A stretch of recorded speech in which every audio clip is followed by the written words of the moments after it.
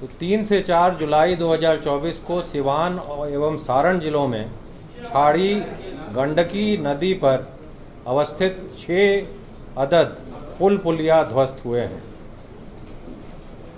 माननीय मुख्यमंत्री बिहार के द्वारा वर्ष 2023 में गोपालगंज जिला में किए गए समाधान यात्रा के दौरान प्राप्त आवेदनों का संज्ञान लेते हुए गोपालगंज, सिवान, सारण जिलों से प्रवाहित होने वाली छाड़ी गंडकी नदी के प्रवाह को अविरल बनाने के साथ नदी जोड़ योजना एवं जल जीवन हरियाली अभियान के संयुक्त उद्देश्य से जल संसाधन विभाग के द्वारा गंडक, अकाली नाला छाड़ी, गंडकी, माही, गंगा नदी जोड़ योजना का कार्यान्वयन कराया जा रहा है। इसके अंतर्गत गंडक नदी के अधिशेष जल को छाड़ी नदी, गंडकी नदी, माही, डबरा नदी के माध्यम से गंगा नदी में प्रवाहित किया जाना है।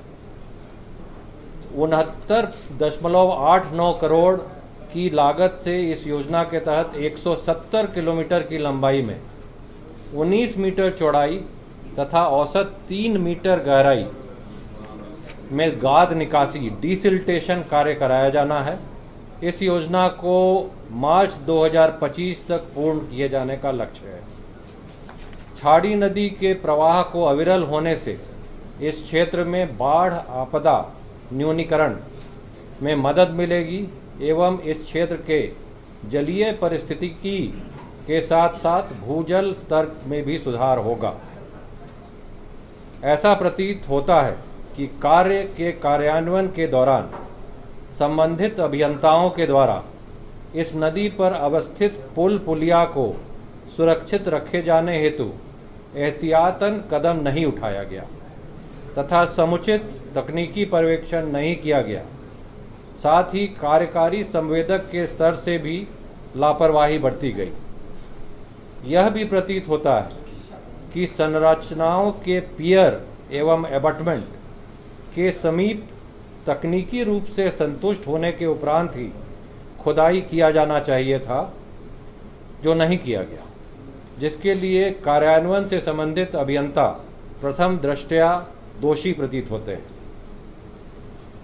इन पुल पुलियों के क्षतिग्रस्त होने के मामले को गंभीरता से लिया गया है तथा इसकी जांच का आदेश उड़नदस्ता संगठन को दिया गया है।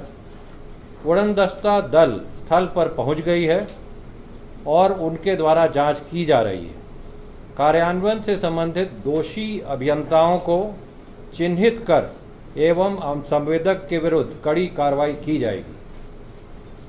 छाड़ी नदी पर आवागमन सुनिश्चित नए पुलों के निर्माण कार्य की स्वीकृति युद्ध स्तर पर 1 सप्ताह के अंदर प्रदान किया जाएगा। इन पुलों के निर्माण पर होने वाले व्यय की वसूली संवेदक से ही की जाएगी और उसी के माध्यम से ये पुलों का निर्माण किया जाएगा। यानी अभियंता जो दोषी पाए जाते हैं उन पर भी कार्रवाई की जाएगी और संवेदक से वसूली कर इन जो पुल टूटे हैं उनका निर्माण भी किया जाएगा। ये सारे पुल करीब 30 वर्ष या अधिक पुराने थे, ईंट के थे और नई उड़ाही के क्रम में ऐसा प्रतीत होता है चूँकि समीप के पियर एवं एबटमेंट के समीप भी उड़ाही की गई तो पियर एवं एबटमेंट का फाउंडेशन भी वीक हुआ।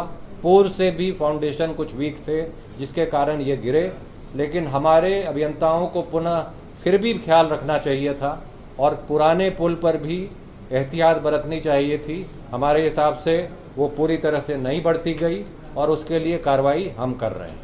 अभी जांच चल रहा है, कार्रवाई उसका प्रतिवेदन आएगा और अविलंब कार्रवाई की जाएगी।